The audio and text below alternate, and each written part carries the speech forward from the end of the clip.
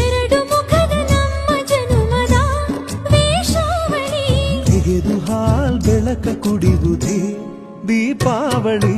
ದೀಪದಿಂದ ದೀಪವ ಹಚ್ಚಬೇಕು ಮಾನವ, ಪ್ರೀತಿಯಿಂದ ಪ್ರೀತಿ ಹಂಚಲು.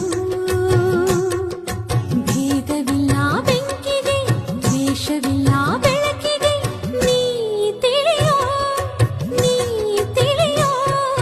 ದೀಪದಿಂದ ದೀಪವ ಹಚ್ಚಬೇಕು ಮಾನವ, ಪ್ರೀತಿಯಿಂದ ಪ್ರೀತಿ ಹಂಚಲು.